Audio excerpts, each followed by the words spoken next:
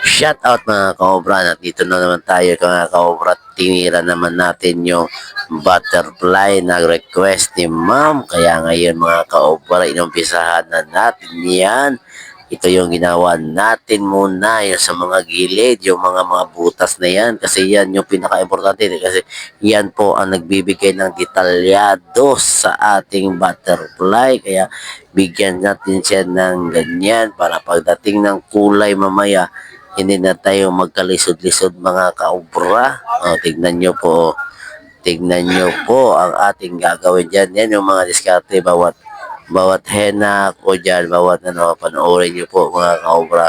Kasi may makukuha kayong idea dyan para hindi kayo magkalisod-lisod pagdating ng panahon na pwede naman yung gayahin niya. Simple lang po yan na butterfly para lang po yan sa mga mahinang nilalang.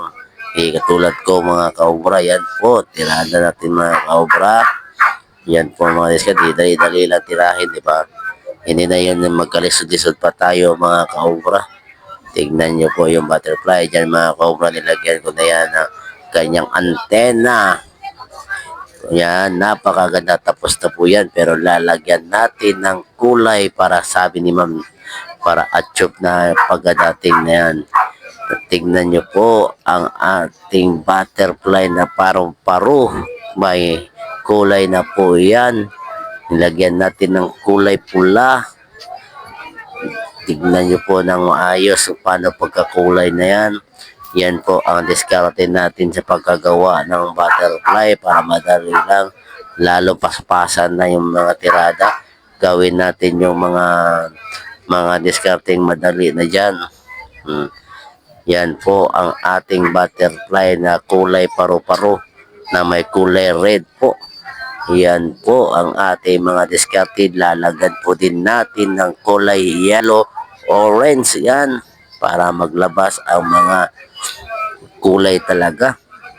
Napakaganda, napakahusay, napakaganda ng ating customer si ma'am. Akala ko po yan na niya siya, dalaga na po yan, pero 14 years old pa lang yan, batang bata pa po si ma'am, pero malaki na po siya. Hindi po siya na 14 years old, matured si ma'am, pero maganda si ma'am. Kaya ngayon na matapos na ang ating butterfly mga kaobra, thank you so much sa panonood mga kaobra. Maraming salamat sa inyong suporta mga kaobra, mga higala at mga silingan pa din na. Daghang salamat.